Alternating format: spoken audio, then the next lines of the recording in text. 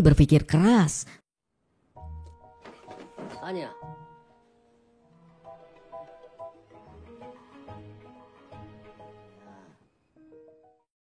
Lalu beberapa saat kemudian Yubin dan rekan-rekannya kembali berdiskusi di mana Yubin menyadari jika medali anti baja milik Minso tidak ditemukan di restoran yang sudah terbakar.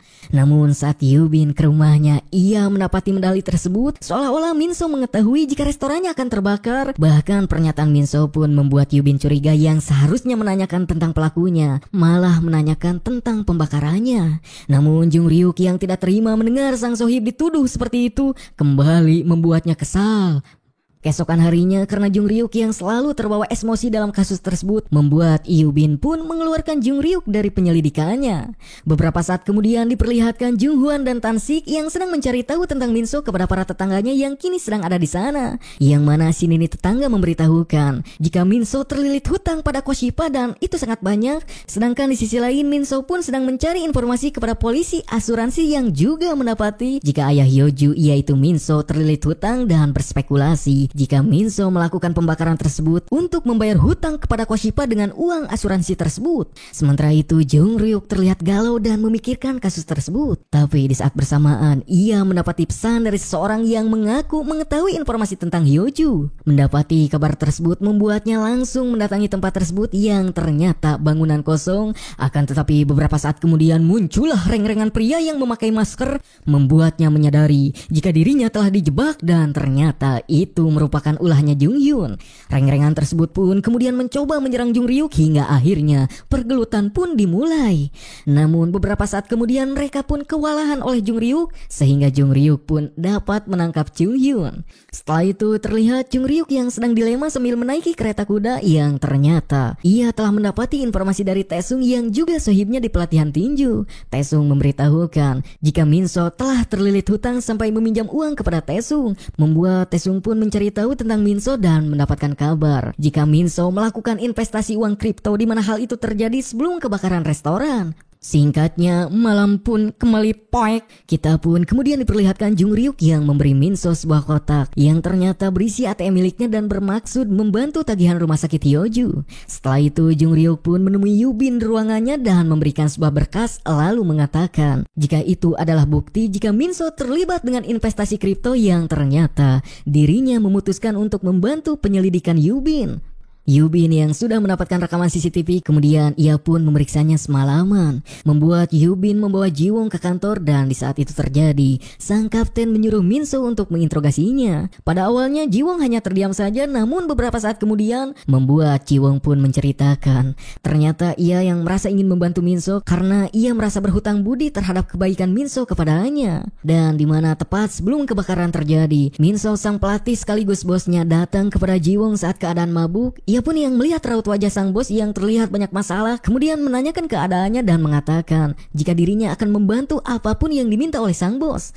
Lalu sang bos pun mengatakan dan meminta kepada Jiwon untuk membakar restorannya. Lalu ketika ia akan melakukan pembakaran tersebut, ia terpergoki oleh Hyojo sehingga membuatnya panik dan Hyojo yang melihat hal itu langsung mencoba menelpon polisi. Jiwon yang tidak ingin Hyojo salah paham mencoba menjelaskannya dan mencoba merebut ponsel Hyojo. Dan saat pertengkaran itu terjadi, tanpa sengaja mereka menumpahkan sebuah cairan dan membuat Hyojo terseredet dan tak sadarkan diri. Jiwon yang melihat Hyojo yang sudah tergeletak dan keluar getih dari hulunya langsung soak dan ngagibri ketakutan, membuatnya dilema dan membuat restoran tersebut kahuruan. Dan alasan Jiwon sendiri tidak mengakuinya karena ia hariwang kepada sang nenek jika dirinya dipenjara. Jung Ryuk yang mendengar pernyataan Jiwon terlihat merenung dan merasa kecewa. Sementara itu di rumah sakit diperlihatkan Pak Yeon yang sedang menjaga Hyojo yang ternyata Hyojo mengakui jika dirinya mengingat semua yang terjadi di restoran dan mengetahui jika kebakaran tersebut ada hubungannya dengan sang ayah. Namun dirinya mengatakan jika ia akan tetap diam karena tidak mau ayahnya dipenjara. Sang ayah yang mendengar perkataan Hyojo membuat dirinya merenungkan kesalahannya. Sesampainya di rumah, Yeon Minso pun ditangkap oleh Yubin dan juga Jung Hwan. Lalu di sisi lain Jiwon yang menangis karena harus meninggalkan neneknya, kemudian berpamitan kepada sang nenek karena dirinya akan segera dipenjara. Keesokan harinya, kita lalu diperlihatkan pada anak-anak TK yang baru turun dari bis, yang kemudian terlihat gadis kecil yang menghampiri seseorang misterius membawa sebuah boneka. Namun di saat semua orang disibukkan menurunkan anak-anak lainnya, gadis kecil tersebut tidak terlihat lagi dan beberapa saat kemudian terlihat seorang ece-ece yang terlihat khawatir berlari-lari sambil berteriak memanggil nama Yuna. Sementara itu di kantor, Minso mendapati telepon dan membuatnya mendatangi sebuah rumah yang tanpa diduga rumah itu adalah rumah si ece-ece yang berteriak-teriak tadi, yang mana ternyata Yuna adalah anaknya dan mereka melaporkan jika Yuna telah menghilang saat sang ibu menjemputnya. Mereka pun mendapati sebuah gantungan nama Yuna yang diberikan oleh tetangganya karena disuruh oleh seseorang. Membuat Yubin dan rekan-rekannya mulai menyelidikinya, yang kemudian sang kapten pergi ke sekolahnya Yuna dan berbicara dengan gurunya, di mana gurunya menjelaskan bahwa orang yang membawanya adalah paman Yuna dan perawakannya sama persis. Yubin pun terlihat heran dan kebingungan. Sementara itu di sisi lain, Minso dan Tansik yang mencari rekaman CCTV, namun mereka tidak mendapatinya. Akan tetapi beberapa saat kemudian mereka menemukan sebuah mobil dan mengambil kamera rekaman dashboardnya. Setelah mendapatkan rekaman tersebut, tim 2 pun melihat rekaman tersebut dan mendapati Yuna yang sedang berjalan dengan seseorang yang terlihat seperti pamannya, yang kemudian Yubin menyimpulkan jika penculiknya melakukan persiapan yang cukup lama untuk menculik Yuna. Dilihat dari sang pelaku yang mampu menghindari semua CCTV di wilayah tersebut dan memilih hari Kamis karena yang menjemputnya adalah paman Yuna bukan ibunya. Di mana saat malam diperlihatkan Yubin dan Minso yang berbicara dengan ayah Yuna. Sang ayah mengatakan bahwa dirinya berpikir orang yang menculik Yuna adalah orang yang dendam kepadanya karena pekerjaannya terkadang membuat orang rugi yang bekerja sebagai tukang jual beli mobil bekas dengan cara pikat alih. Minso yang mendengar itu langsung meminta daftar orang-orang yang pernah melakukan pikat alih. Sehingga keesokan harinya tim 2 memanggil semua orang yang ada di daftar tersebut dan menginterogasi mereka semua. Lalu scene diperlihatkan seseorang misterius yang tengah membeli bolu stroberi. Sementara itu di kantor polisi, tim 2 tengah melakukan pengarahan kasus dan menyimpulkan tersangka dari orang-orang yang ada di daftar konsumen ayah Yuna, yaitu 2 orang tersangka, diantaranya Yoon So-hun yang mempunyai catatan kriminal yang banyak dan Kim Mung-i yang ternyata adalah anggota geng. Melihat hal itu semakin membuat Yubin kebingungan karena tidak ada gambaran sama sekali tentang pelaku. Namun beberapa saat kemudian mereka mendapati kabar jika orang tua Yuna dikirim bolu stroberi. Setelah mendengar hal itu, tim 2 pun langsung bergegas menuju rumah Yuna dan mendapati kabar jika pengirimnya adalah sang penculik, namun yang mengirimnya adalah si teteh bule yang kini juga masih ada di sana. Hingga akhirnya mereka menyuruh si teteh bule untuk menggambar sketsa orang yang memberikan kue tersebut kepadanya. Lalu saat malam, Jung Ryuk tengah menginterogasi kembali Yoon So-hun dan mencoba mencocokkan sketsa tersebut kepadanya. Di saat bersamaan, sang kapten sedang memeriksa data pribadi Yoon So-hun dan mendapati sebuah buku hariannya, sehingga membuat Yubin menyadari jika So-hun buta warna dan ia menyadarinya saat melihat dalam buku catatannya di mana catatan penghasilan ditandai dengan warna yang sangat berbeda. Karena alasan tersebut membuat So-hun pun dibebaskan karena mereka juga mendapati surat dari pelaku yang berisi meminta uang 5M dan surat tersebut ditempeli dengan banyak stiker berwarna dan So-hun tidak akan bisa melakukannya karena buta warna dan akan kesulitan membacanya. Lalu sesudah itu Yubin pun beralih memperhatikan sketsa pelaku dan membuatnya berspekulasi jika pelakunya adalah seorang wanita. Namun hal itu membuat semua orang terlihat bertanya-tanya dan kebingungan yang masih goib tentang gambaran sang pelaku yang mungkin saja seorang psikopat. Lalu di sisi lain diperlihatkan ibu Yuna yang dibujuk makan oleh ayah Yuna, namun dirinya menolak sehingga membuat ayah Yuna tiba-tiba hilang kesabaran dan berteriak. Di saat yang bersamaan sang ayah mendapatkan telepon dari pihak media, begitupun sang istri yang juga mendapatkan pesan dari para reporter yang ingin mewawancarainya. Melihat hal itu membuat sang ibu panik. Keesokan harinya penculikan Yuna pun sudah menyebar di media yang membuat tim 2 diberhentikan menginvestigasi kasus Yuna. Beberapa menit berlalu, tim investigasi dari pusat pun datang ke kantor mereka dan mulai mengambil alih semua bukti tentang penculikan Yuna.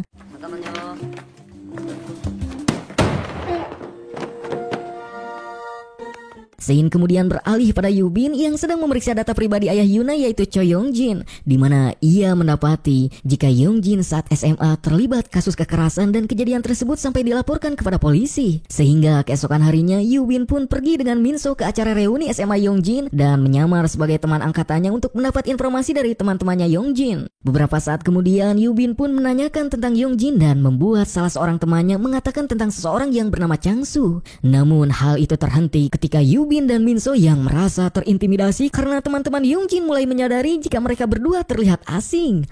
Sepulang dari reuni tersebut, ternyata Yubin sudah mendapatkan informasi tentang Yongjin yang ternyata dahulu saat SMA Changsu dan Yongjin cukup dekat, namun karena Yongjin salah paham pada Changsu, membuat Changsu terus diintimidasi oleh Yongjin yang membuat Changsu putus sekolah.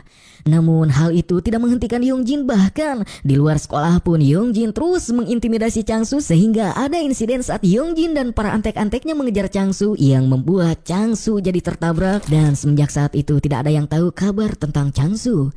Keesokan harinya, Shin pun diperlihatkan pada Yongjin yang ditelepon seseorang dan memberitahunya jika ada seseorang yang menanyakan tentang Changsu. Mendengar kabar tersebut membuatnya kembali mengingat saat masa SMA. Saat itu Yongjin mendengar perkataan bestinya di mana Changsu telah mengadukan mereka pada guru tentang sebuah perkelahian. Setelah mengingat kejadian tersebut, Yongjin yang juga ayah Yuna kembali ke rumahnya.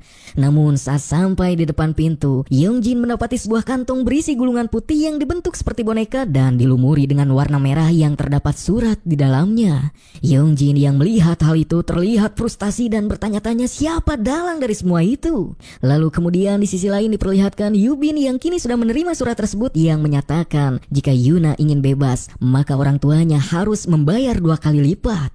Minso yang membawa kabar tersebut lalu mengatakan jika sang penculik mengirimkan paket tersebut dengan menggunakan tukang paket sehingga membuat Yubin sedikit menyadari dan mulai berpikir.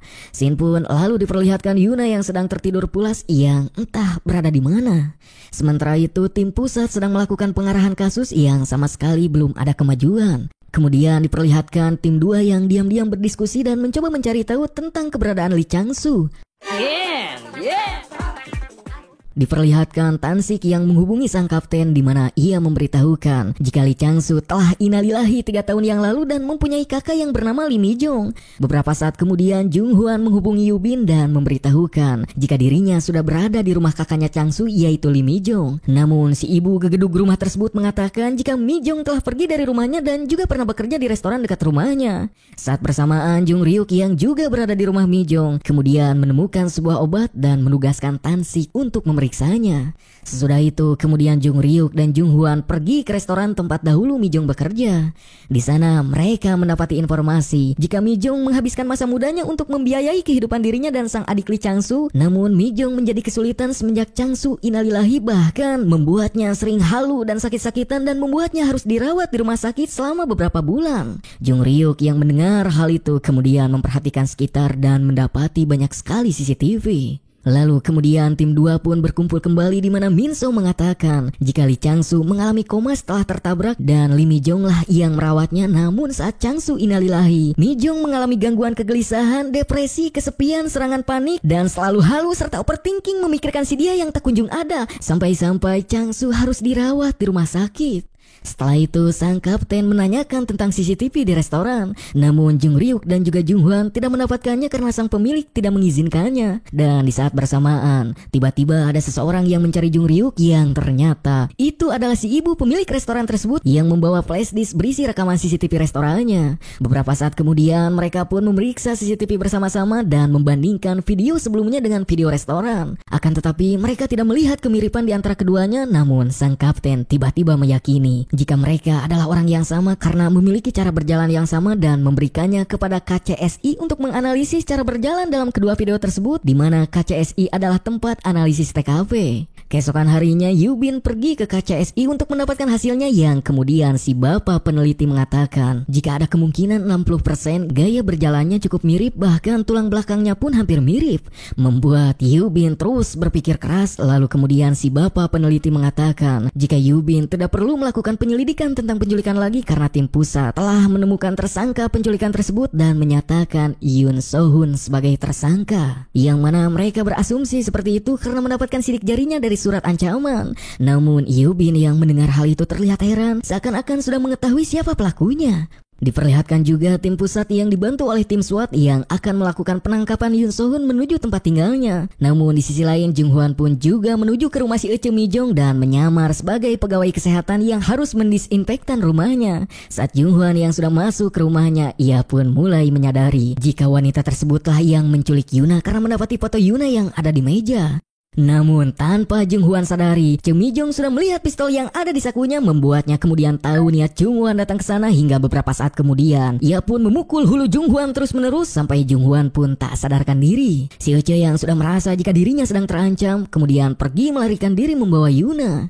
Di sisi lain, karena tidak ada jawaban dari Jung Hwan, Jung Ryuk pun bergegas menuju ke rumah Choi Mi-jong dan mendapati sang partner sudah tergeletak dan terlihat sangat panik serta hariwang.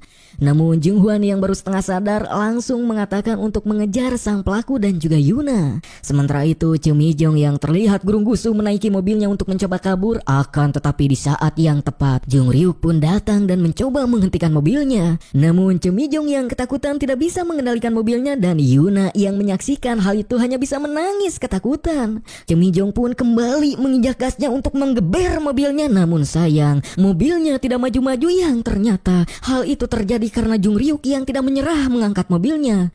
Namun beberapa saat kemudian dirinya yang sudah tidak sanggup lagi kemudian melepaskan mobilnya, membuat si Ece langsung ngabret menginjak gasnya kembali dan melarikan diri. Di saat mobilnya yang hampir jauh, Jung Hwan pun datang di mana dirinya yang dulu adalah atlet penembak jitu kemudian menembak ban mobil sang pelaku tepat sasaran, yang akhirnya Jung Hwan dan Jung Ryuk pun berhasil menyelamatkan Yuna sekaligus menangkap pelaku.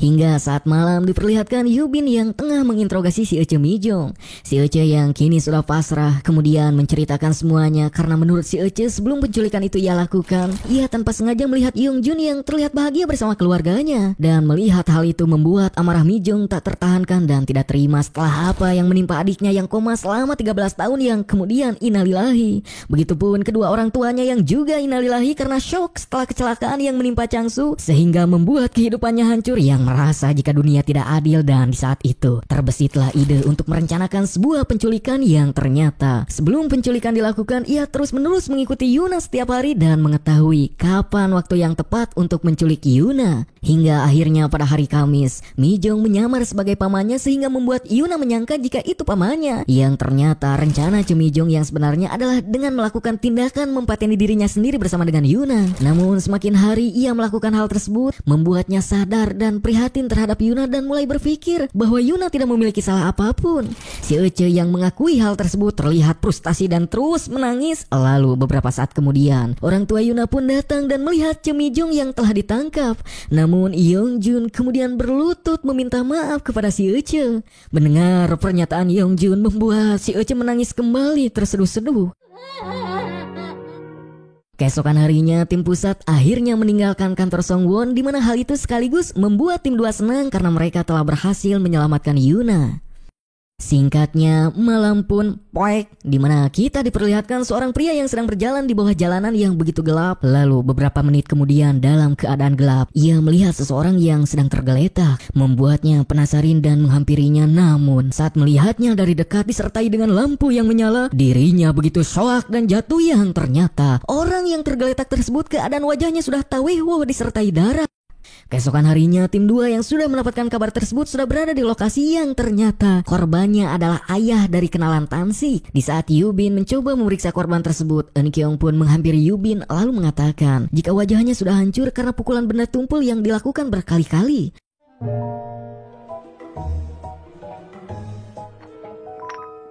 Scene lalu berpindah pada tim 2 yang tengah melakukan pengarahan tentang kasus tersebut, di mana nama korban yang dipateni tersebut bernama Yoon Hae-sik. Ia ternyata terus dipukuli oleh batu bata sampai innalillahi, yang kemudian Yubin berasumsi jika hal itu terjadi bukan perampokan karena korban bahkan mendapatkan pukulan sesudah tak sadarkan diri, di mana sang pelaku mempunyai dendam tersendiri. Namun di saat bersamaan Tansik malah ngahulang entah apa yang dipikirkannya. Beberapa saat kemudian Tansik yang emosional karena kasus tersebut bertekad akan menangkap pelakunya dengan tangannya sendiri. Kemudian setelah itu Minso pergi menemui restoran kembar dan mendapati jika Hae-sik sering disebut anjing gila karena selalu bertengkar dengan tetangganya sehingga banyak sekali orang yang dendam terhadap Hae-sik. Di sisi lain Tansik mendapatkan informasi dari anak korban, yaitu kenalannya yang bernama Bomjin, di mana sang anak mengatakan banyak sekali orang yang selalu bertengkar dengannya, begitupun para ibu-ibu gosip yang didatangi Jung Hwan yang juga mengatakan hal yang sama. Beberapa hari kemudian Minso mendatangi tempat biasa Hae-sik begadang dan mendapati rekaman CCTV dan kamera mobil. Namun Minso tidak mendapatkan hasil apapun. Di saat Minso memeriksa CCTV tersebut, tiba-tiba Tansik mendapatkan pesan dari Bomjin yang memberikannya sebuah foto, di mana hal itu membuat Tansik mencari tahu lokasi tersebut. Dan akhirnya ia mendapatkan lokasi tersebut dan mendapatkan CCTV tersebut. Keesokan harinya mereka pun menonton video rekaman CCTV di mana pada hari kejadian Haesick tengah bertengkar dengan seseorang. Hingga keesokan harinya datanglah seorang wanita yang bersaksi atas kejadian tersebut dan mengatakan jika perkelahian tersebut terjadi karena Haesick mencoba menyelamatkannya dari seorang pria yang terus mengikutinya sehingga mereka berdua bertengkar saat itu. Lalu beberapa saat kemudian mereka kembali menonton video perkelahian Haesick yang kemudian Yubin mengetahuinya yang ternyata orang yang berkelahi dengan Haesick waktu itu adalah Nam Jung Hyun, orang yang sama dengan yang mengikuti Hyoju. Yubin pun melihatnya dari plat nomor mobil yang ternyata milik Nam Jung Hyun. Dan saat malam tiba, di mana Tansik, Minso dan juga Jung Hwan pergi ke klub, namun hanya Jung Hwan yang tidak bisa masuk. Selang waktu berlalu, Tansik dan Minso pun berhasil mendapatkan akses ke ruangan CCTV. Namun saat mereka di dalam ruangan, para penjaga CCTV masuk ke ruangan tersebut dan Tansik hampir terpergok beberapa kali.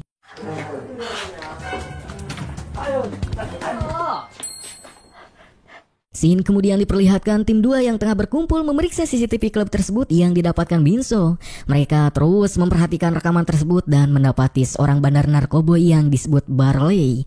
Membuat Yubin menugaskan Jung Ryuk dan kawan-kawan untuk menangkapnya yang kemudian pergi ke bar tersebut dengan surat perintah. Selang waktu kemudian Jung Ryuk menemukan sang bandar narkoba yang tengah berpesta dan sang bandar yang mengenali Jung Ryuk membuat para pelayan menyerang Jung Ryuk, namun semuanya terkalahkan seketika oleh sang raja tinju dan membuat Barley ketakutan sehingga menuruti perkataan Jung Ryuk. Lalu setelah Barley tertangkap, Jung Ryuk pun mencoba menginterogasinya dan menanyakan apakah Jung Hyun membeli narkoba darinya atau tidak. Namun Barley malah ketakutan ketika melihat foto Jung Hyun dan tidak berniat mengatakannya. Jung Ryuk yang sudah muak dengan sikap Barley kemudian mengancamnya sehingga membuatnya mengatakannya. Keesokan harinya diperlihatkan Jung Hyun yang sedang bermain golf yang tiba-tiba ia dihampiri Jung Ryuk dan juga Jung Hwan. Jung Hyun yang menyadari hal itu langsung nyibrit kabur dengan memakai mobil golf yang kemudian dikejar oleh mereka dengan mobil golf tersebut. Namun Jung Hwan yang sangat jenius malah mengemudikan mobil tersebut dengan mundur.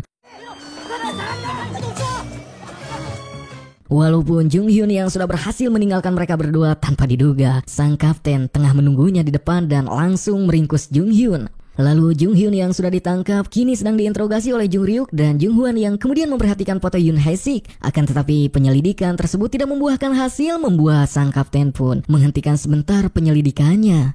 Lalu beberapa saat kemudian Yubin mencoba meneliti videonya lagi. Setelah itu membuatnya menginterogasi kembali Jung Hyun dan menyuruhnya untuk menulis semua kegiatan yang ia lakukan di hari kejadian. Akan tetapi Jung Hyun yang keras babatok dan temperamental menolak untuk melakukannya dan malah marah-marah, membuat sang raja tinju hilang kesabaran sehingga situasinya menjadi chaos. Dan saat itu Tansik yang juga hilang kesabaran mencengkram baju Jung Hyun. Sang kapten yang mencoba memisahkan mereka berdua malah menyuruh Tansik untuk mengguncang Jung Hyun lebih keras banyak 2 kali, yang kemudian Yubin pun membawa Tansik keluar dan membungkus tangannya dengan plastik, di mana ia bermaksud untuk memeriksanya ke badan forensik ditemani oleh Jung Ryuk. Sementara itu Minso mendapati kabar jika Jung Hyun akan pergi ke luar negeri dan jika hal itu terjadi akan sulit bagi mereka untuk menangkapnya karena Minso pun mendapatkan rekaman Jung Hyun yang naik taksi ke TKP dan juga mereka mendapati kabar jika Satgas Narkoboy tengah menyelidiki rumahnya, membuat sang kapten dan rekan-rekannya pergi untuk membantu mencari narkoboy milik Jung Hyun.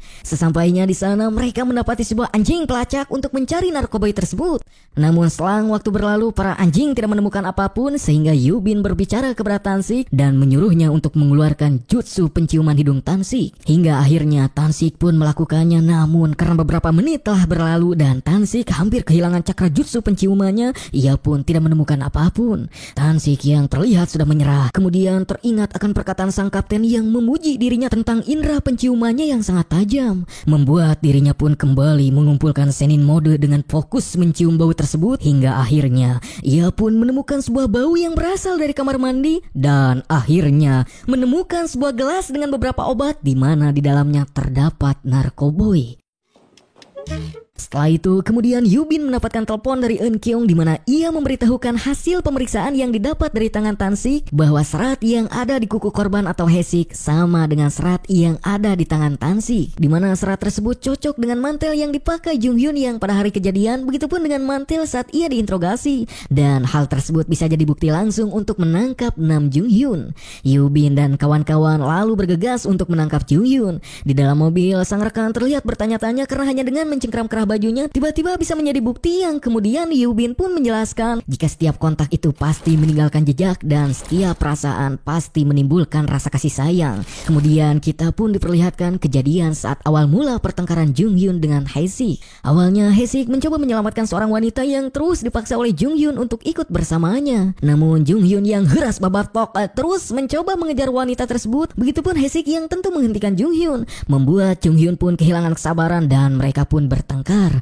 Namun saat Jung Hyun mencoba memukul Hae-sik, semua orang mulai membicarakannya membuat dirinya kembali ke dalam. Akan tetapi saat ia keluar lagi, ia sudah dalam keadaan abok dan kebetulan melihat Hae-sik di hadapannya yang tengah beberes akan pulang. Akan tetapi di saat ia sudah memarkirkan mobilnya dan berjalan pulang ke rumahnya, ia mendapati pria bertudung di hadapannya yang ternyata itu adalah Jung Hyun. Hae-sik yang kemudian mengetahui jika ia adalah pria yang bertengkar dengannya, kembali mengomporinya lagi sehingga membuat Jung Hyun yang sedang di bawah pengaruh narkoboy terus memukulnya bahkan dengan batu bata yang hal itu membuat Hae-sik tumbang sampai innalillahi. Namun saat Jung Hyun sadar dari pengaruh narkoboy, ia pun kabur dengan keadaan berlumuran darah dan belegugnya malah menyimpan batu bata tersebut di sekitar TKP. Sementara itu tim 2 kemudian mendapatkan kabar jika Nam Jung Hyun tengah di perjalanan menuju bandara. Namun tiba-tiba mobil mereka mengalami masalah hingga membuat Tansik membawa mobilnya yang sangat mewah namun sempit.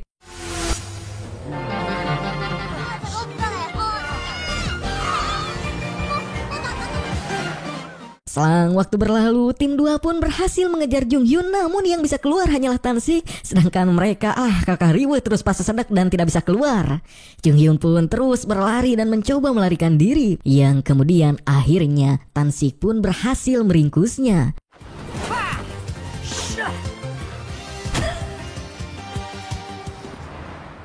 Kita lalu diperlihatkan Minso yang tengah mengejar seorang pria dengan kasus perampokan di mana ia mengejarnya sampai ke toilet pria. Namun beberapa saat kemudian saat pria tersebut tertangkap, Minso secara kebetulan bertemu dengan orang yang ia kenal, yaitu Jisok yang ternyata mantan pacarnya. Di mana setelah itu mereka pun berbincang dan sang mantan mengatakan kepada Minso bahwa dirinya akan menikah. Minso yang mendengar hal itu terlihat sedih dan tampak lesu. Lalu di sisi lain Jung Ryuk tengah berkencan dengan si teteh bule dan tanpa diduga si teteh bule mengungkapkan perasaannya kepada Jung Ryuk. Akan tetapi Jung Ryuk menolaknya dan karena penolakan tersebut membuatnya menangis terseduh-seduh. Lalu diperlihatkan kembali Minso yang sedang ngahuleng dan mengingat dirinya ketika masih bersama Jisok. 오늘 날씨가 좀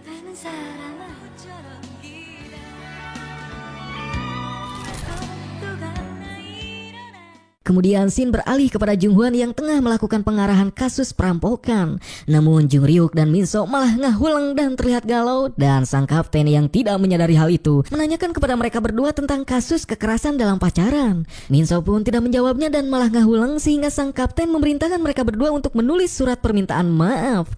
Sementara itu di sebuah rumah terlihat seorang ece-ece yang tengah lagi beri ketakutan dan terlihat menghubungi polisi karena mendengar ada yang mendobrak pintunya. Hingga beberapa saat kemudian suara dobrakan itu pun hilang. Si ece pun mencoba melihat ke arah layar yang terhubung ke depan pintu. Lalu saat si ece melihatnya, tiba-tiba muncul seorang wanita yang berambut acak-acakan. Karena perbuatannya ia pun dibawa ke kantor polisi Sangwon. Lalu kemudian Minso pun menginterogasinya yang ternyata ia mengira itu adalah rumah pacarnya. Tetapi tanpa diduga wanita tersebut yaitu Haibin, bahkan ia tidak tahu nama atau wajah pacarnya seperti apa. Namun ia hanya mengatakan jika sang pacar tidak memberitahukannya karena itu adalah rahasia Bin atau mata-mata, yang ternyata mereka saling mengenal di aplikasi Kencan My Heart. Lalu tim 2 pun berdiskusi membicarakan kasus tersebut dan mendapati informasi bahwa wanita tersebut sudah berkencan dengan pacar online-nya selama 1 bulan, bahkan berencana menikah. Akan tetapi beberapa hal membuat mereka bertanya-tanya karena bagaimana perasaan itu muncul jika nama dan wajahnya saja tidak ia ketahui. Namun tanpa diduga wanita tersebut mendapatkan kerugian 400 juta dan dikirim kepada pacar online-nya, dan hal yang tidak diinginkan pun terjadi di mana pacar online-nya tiba-tiba hilang serta tidak mengabarinya sama sekali.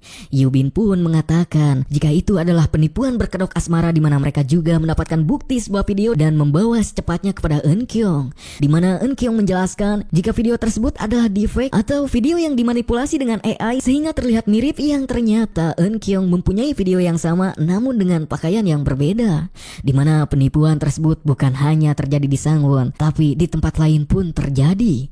Keesokan harinya, Minso mendapati beberapa bukti dan sebuah video dalam sebuah ATM. Namun video tersebut tidak memperlihatkan wajah si pelaku karena memakai masker.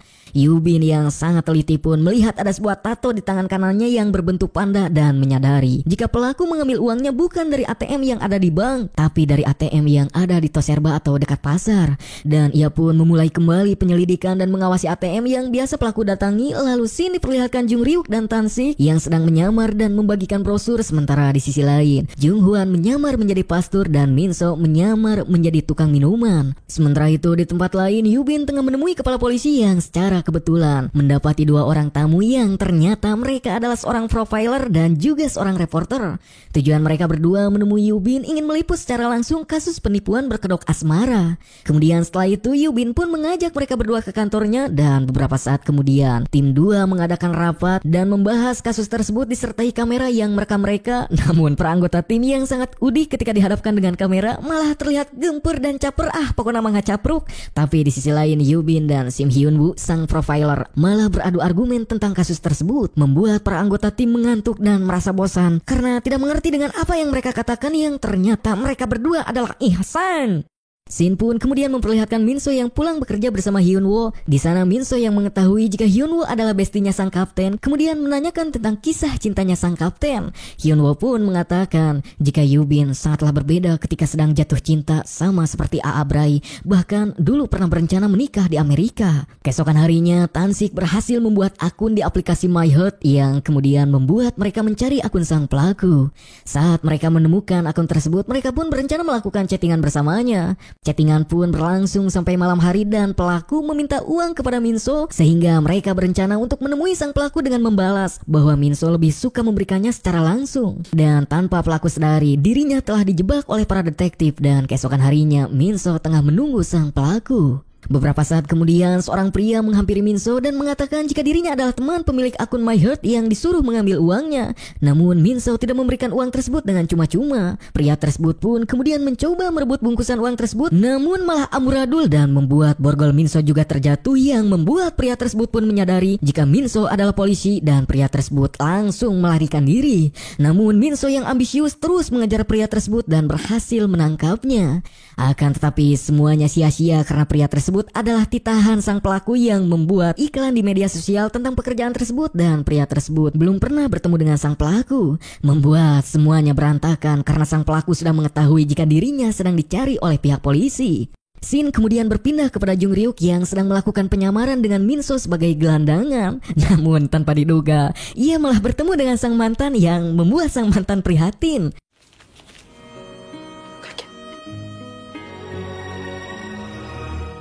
Beberapa saat kemudian mereka berdua dibawa oleh seorang informan sekaligus pengedar ponsel. Namun Jung Ryuk malah menghabak salah satu pria tersebut, membuat rekan-rekannya ketakutan sehingga menuruti semua perkataan Jung Ryuk dan mencari sebuah KTP. Hingga akhirnya mereka pun menemukan sebuah KTP Yoon Dong-soo. Selang waktu kemudian mereka menemukan nomor telepon beserta alamatnya Kang Min Hun yang membeli ponsel satu kali pakai pada hari itu. Setelah mendapatkan informasi tersebut, tim 2 pun langsung bergegas ke kantornya. Akan tetapi mereka tidak melihat siapa pun sehingga membuat mereka kesal. Namun Yubin kemudian menemukan sebuah undangan pernikahan Kang Min Hun yang ternyata ia adalah pelaku dari penipuan tersebut. Keesokan harinya pun diperlihatkan seorang mempelai wanita yang didatangi seorang pria sekaligus calon suami yang ternyata adalah Kang Min Hun. Tak lama kemudian datanglah para detektif payah untuk menangkapnya. Namun Min Hun yang sudah mengetahui hal itu kemudian bergegas kabur. Akan tetapi untung saja hal itu langsung dihentikan oleh Minso dan meringkusnya. Akan tetapi tanpa diduga ada dua kaki tangannya yang juga mencoba melarikan diri dan berhasil dihentikan oleh Yubin. Lalu setelah itu secara kebetulan Minso bertemu kembali dengan sang mantan, membuatnya diajak untuk makan bersama timnya. Timnya yang rewog atau rakus dan mendengar jika itu adalah makanan mahal, membuat mereka terus membawa makanan ke meja mereka tanpa rasa malu sedikit pun. Minso yang menyaksikan rekan-rekannya yang seperti itu membuatnya tertawa dan terlihat senang. Drama Seoul Buster season 1 pun ditutup dengan diperlihatkan sang lalakon yang sedang galau sambil mengenang masa lalunya, dimana pada waktu dulu Yubin memiliki seorang pacar yang ternyata begitu amucuy bernama Jae-in. Jae-in sendiri yang memiliki pekerjaan sebagai relawan di rumah sakit terlihat sangat gurung-gusu untuk pergi bekerja, dimana Yubin yang bucin karena sangat mencintai Jae-in. Yubin yang penasaran karena Jae-in pergi tergesa-gesa, ia pun mengunjungi Jae-in sang pacar di rumah sakit tanpa sepengetahuan Jae-in, yang dimana saat itu Jae-in sendiri sedang sibuk bekerja di rumah sakit, hingga Yubin melihat Jae-in yang diberi sesuatu oleh seorang pria berkacamata, dan seolah sudah biasa Jae-in pun terlihat tersenyum ketika menerima pemberian si pria berkacamata. Melihat hal itu membuat Yubin terlihat cemburu karena dengan intuisi tajamnya Yubin menyadari jika Jae-in dan si pria berkacamata ternyata memiliki hubungan di belakangnya yang bisa kita sebut selingkuh. Hal itu diperjelas dengan tingkah Jae-in yang berusaha menyembunyikan tingkah saltinya dengan senyumannya saat melihat Yubin berada di sana dan dari tadi melihatnya. Ending